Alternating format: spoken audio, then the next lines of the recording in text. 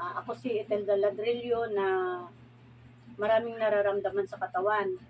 Ikikwento ko lang po sa inyo yung aking mga sakit. Yung brain ko, pumunta ako ng doktor kasi kumikirot, hindi na ako mapalagay. Kakaiba kasi ang sakit ng ulo ko, hindi yung normal na sakit. Yung ugat dito na kumikirot talaga siya, hindi siya naalis. Ngayon, nakitaan ako na may parado daw yung brain ko. Yung goiter ko po, sumasakit na rin.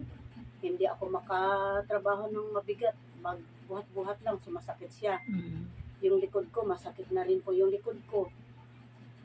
Hindi ko na alam kung ano nagagawin ko. Tapos po, nagkaroon din po ako, nakitaan din ako ng ovary cyst. Yun po lahat na yun. Nung sinubukan ko po ito, ABC with vitamin C with negative ion. Napakahusay po pala siya. Yes. Noong unang araw ko palang uminom ako nito, kung paano ko po inumin, walang pagkain sa umaga, walang kinain, walang dalawa sa umaga, walang kinain, dalawa sa tanghali, walang kinain, ganon din po sa gabi. Napakahusay po. One day pa lang akong uminom nito, hindi ko na nararamdaman yung kirot sa ulo ko. Wow, praise God. Yung likod ko na sumasakit, yung liig ko na para akong sinasakal, yung ovary cyst po, kumikirot na rin. Praise the Lord, ito lang po ang sinubukan ko. Praise God. Ginamit po yung kapatid kong si Mary Jane para i-introduce sa akin ito. Kasi umiinom din po ako ng mga food supplement, pero hindi naalis yung aking nararamdaman sa katawan.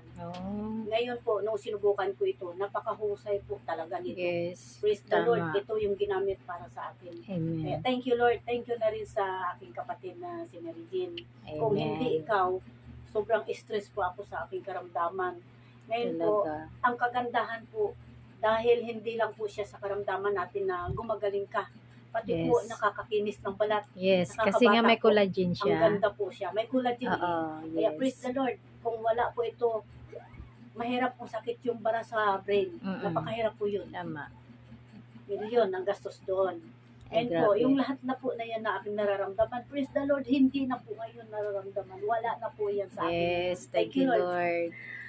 Praise God.